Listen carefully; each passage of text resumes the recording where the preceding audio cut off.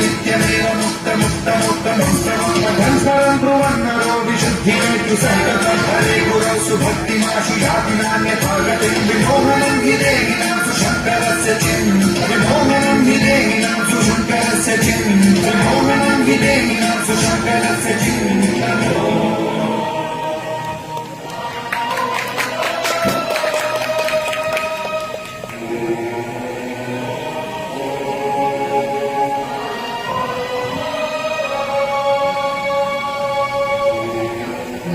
सन्नाटा क्यों है भाई? मेरा मीटर बता रहा है यहाँ का ऑक्सीजन लेवल 0% है और वातावरण भी अनुपस्थित है। शायद ही जगहों को भी धूप नसीब हुई। यहाँ का तापमान भी -13 डिग्री सेल्सियस है और मेरा यूनिवर्सल पोजिशनिंग सिस्टम बता रहा है कि हम अभी चंद्रमा के दक्षिणी ध्रुव पर हैं। अरे ये कैसे हो सकता है? हमें तो पृथ्वी में कर्क के आसपास कहीं उतरना था ना, जहाँ से हमें हमारा टारगेट उठाना था, आई मीन किडनैप करना था। मेरा सिस्टम बता रहा है कि टाइम मशीन में गलत कोऑर्डिनेट फीड होने से हमारी लोकेशन चेंज हो गई है। अभी हम सही कोऑर्डिनेट फीड पर अर्थ तक पहुँच सकते हैं। तो जल्दी से इस प्रॉब्लम को सॉल्व करो और अपने AI से पता लगाओ ऐसे कैसे हुआ। कमांड सेंटर से पता चला है कि इस बार टाइम मशीन में 2 टाइमलाइंस के इंटरसेक्टिंग पॉइंट एक ही जगह से गुजरने के कारण AI ने सुरक्षा की दृष्टि से हमारी लैंडिंग को होल्ड कर रखा है ताकि हम अर्थ पर जाने से पहले इस समस्या से छुटकारा पा लें।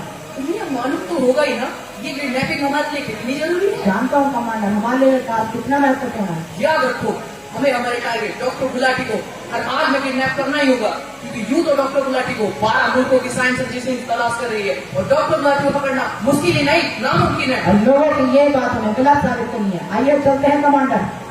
हाँ मैं ही डॉक्टर गुलाटी बोल रहा हूँ। ठीक है, मैं अगले कुछ दिन तक कुछ जा रही video all these laboratory staff you no.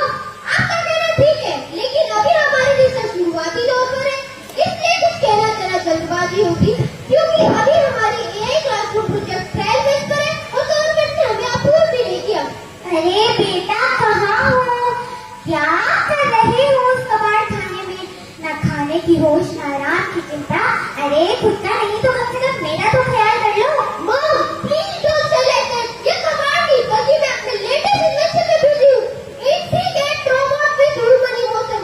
यह मेरी तरफ से तुम्हारे लिए तोहफा। अरे तोहफा छोड़ बेटा, मेरे लिए तो एक सुंदर सी बहू ले आ बस। बहू आएगी तो घर का सारा काम करेगी और मैं भी आराम से रहूंगी। बस तुम्हें बहू चाहिए ना? हाँ अभी समय में और क्या ही अरमान रह गया है मेरा। तो फिर मैं आपकी क्या सेवा कर सकती हूँ? अरे राम कितना मीठा बोलती है और संस्कार तो देखो। माँ इस घर का सारा काम कर लेती है। अरे रहने दे, घर का काम करने के लिए रामू है, बेचारी बहू क्यों काम करेगी?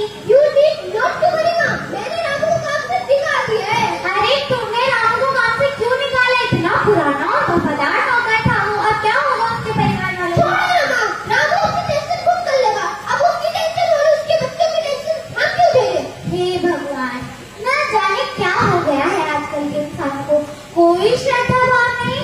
बेटा मानवता बहुत बड़ी चीज है रे, तुझे एक न एक दिन यह बात जरूर समझ में आएगी। माँ तुम भी कैसी माता वाली बच्चियां सी बात करती हो? राम की उम्र हमारे पूरी हो चुकी थी, इसलिए राम यहाँ पे नहीं है। अब अपनी बहू यहाँ जो मेघना से रामू की कमी पूरी कर लो। किसी की कमी कोई पूरी नहीं कर सकता बेटा, तू नहीं समझेगा। छोड़ो ना, मैंने मेघना को सब कुछ समझा दिया है। आज से मैं तुम्हारी सेवा करेगी बिना रुके बिना थके। मैं भी तो देखूं कैसे काम करती है बिना रुके बिना थके। माँ यही तो है मेरा तोहफा, इंट्रीगेट रोबोट पे ह्यूमन इमोशन यानी मेघना। हे भगवान इतना बड़ा धोखा! यह कचरे का डब्बा तो एकदम इंसानों जैसा दिखता है। तो तुम्हारी माँ मैं जरा जल्दी में हूँ, मुझे अगले प्रोजेक्ट के सिलसिले में कहीं जाना है। अच्छा माँ मैं चलता हूँ।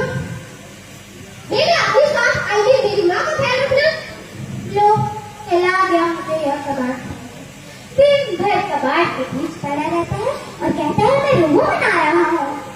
पहले तो रामू से बतिया लेती थी, अब किससे बात करूं? इस कबाड़ से? इंसान को न जाने क्या हो गया है, केवल अंधा जुनून। यह कैसा विकास है, कैसा आधुनिकीकरण है? क्या यही मॉडर्नाइजेशन है कि तुम एक बुढ़िया को 2 मिनट का वक्त नहीं दे सकते, घड़ी भर बैठ नहीं सकते? अरे अपनी भावनाएं मारकर मशीनों में भावनाएं कर रहे हो तुम। कहाँ जाकर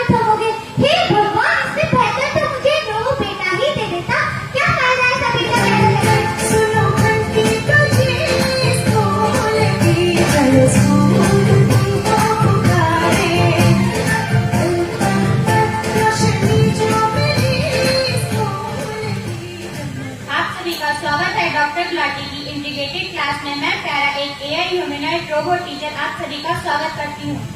अनन्या, आपका आंसर इनकरेक्ट है, इसे सही करो। पर मैंने हर फॉर्मूला ट्राई किया, मुझे समझ में ही नहीं आ रहा। तुम फॉर्मूला नंबर 7.03 ट्राई करो, आंसर मिल जाएगा। पर मैंने नहीं ट्राई किया, मैंने सब ट्राई किया, मुझे समझ में ही नहीं आ रहा।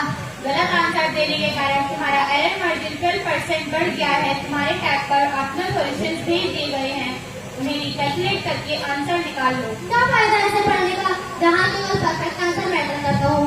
तुम्हें तो फर्क ही नहीं पड़ता मुझे कुछ समझ आया कि नहीं। तुम तो हर बार मुझे करेक्ट कर देती हो, तुम तो मुझे लर्निंग प्रोसेस से भी नहीं गुजरने देती।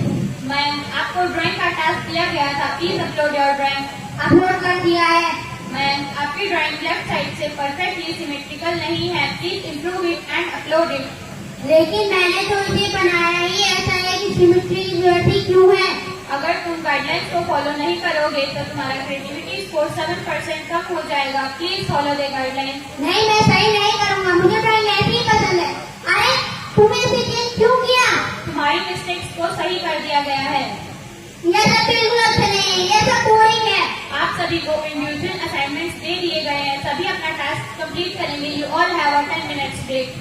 क्या तुम फिर से मैथ्स प्रॉब्लम में अटक गई थी। यहाँ पर कोई फायदा नहीं, प्यारा हमेशा तो करेक्ट आंसर एक्सप्लेन तो कर देती है, पर मुझे समझ में नहीं आता। मुझे मैथ समझ में नहीं आती, पर अब इसे समझाएगा कौन। इसे तो बस एक्यूरेसी और परफेक्शन से मतलब है, हमारी फीलिंग से नहीं। हाँ, दिक्कत तो मुझे भी होती है। ऐसा लगता है कि हम भी मशीन ही बन गए हैं, बस गाइडलाइन फॉलो किए जा रहे हैं, हमारे इमोशंस कोई समझता ही नहीं। हाँ, हमारे हाथ में ट्रैकर बंधे हुए हैं। अगर हम एक्टिव फैक्टर कंप्लीट नहीं करेंगे तो घर वालों को नोटिफिकेशन चला जाता है, और अगर हमने क्लास नहीं लिया तो भी घर वालों को नोटिफिकेशन चला जाता है। यहाँ पर हम अपने घर वालों से थोड़ी ना लड़ सकते हैं, आफ्टर ऑल यार अगर पेरेंट्स। लेकिन उन्हें भी तो हमारे बारे में सोचना चाहिए, वो तो हमारे देखते भी नहीं। हाँ, जब भी मैं मम्मी से एआई स्कूल और एआई ट्यूटर के बारे में बताने की कोशिश करती हूँ तो ये मुझे टोक देती है। उन्हें लगता है कि मैं बहाने बना रही हूँ। हाँ, यहाँ सिर्फ पढ़ाई मैटर करती है, हमारी भावनाएं नहीं। नो मैटर, हम कुछ भी सोच लिया समझ लिया कि हम आजाद हैं, और हम आजाद नहीं है। हम पूरी तरीके से टेक्नोलॉजी से घिर चुके हैं। The AI robot, the AI tutor, there are all perfect is everything. और मुझे परफेक्शन नहीं चाहिए, मुझे सीखना है अपनी गलतियों से, अपनी कमियों से।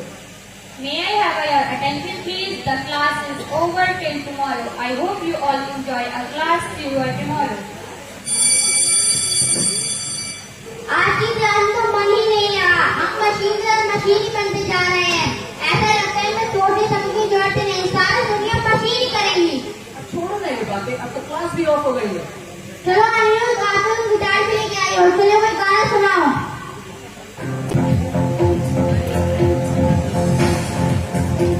आप सभी नमस्कार, मैं सूचना चतुर्वेदी आपकी अपनी होस्ट एंड दोस्त आपका स्वागत करती हूँ आपके favourite channel the intelligent idiots में। आज के कार्यक्रम का हमारा विशेष सेगमेंट है द इंटेलेक्ट केओस, और आज के कार्यक्रम की चर्चा का हमारा मुख्य विषय है the significance and outcomes of an AI dominated society. तो आप सभी को आज मैं मिलाना चाहूंगी ज्ञान जगत विश्वविद्यालय के पूर्व कुलपति और वैज्ञानिक प्रोफेसर श्री ज्ञान सिंह झोल जी, और उन्हीं के साथ आई है श्रीमती डॉक्टर सुधा कृष्णमूर्ति जी। और आज हमारे साथ एआई की दुनिया का जाना माना नाम और चेहरा डॉक्टर मशहूर गुलाटी वे भी शामिल हुए हैं। आज हमारी जनता की आवाज को स्वर देने के लिए हमारे साथ शामिल हुए हैं एक खास हस्ती, मेरा मतलब है एक आम हस्ती, श्री बहन जी, हम अपना परिचय भूल देंगे। हमारा नाम है प्रज कुमार पाटिल। प्रोफेसर साहब, आप हमें बताइए क्या एआई क्या है और यह कैसे काम करता है। एआई कंप्यूटर और मशीन मानव जैसी इंटेलिजेंस और निर्णय लेने की क्षमता को प्रदर्शित करता है। यानी मनुष्य जैसा सोच सकता है, समझ सकता है और अपनी समस्या को हल कर सकता है। डॉक्टर गुलाटी, हमें बताइए क्या एआई खुद से चीजें सीख सकता है। डॉक्टर मशहूर गुलाटी, MBBS। सर, MBBS मतलब Most bizarre and brilliant scientist in the world. हाँ हाँ, नाम सुनते के आगे बोले बात आगे। अरे मैं जाके भाषावाद देखे बहन जी, हमको गाली दे रहा है ये पान खा के। CMP का मतलब ठीक से मत बोलो। गुलाटी साहब, आप आगे बोलिए। जैसे कि आपको लोग सामने पता है कि एक और ढेर सारे डाटा की जरूरत पड़ती है, जिससे टेक्स्ट, इमेज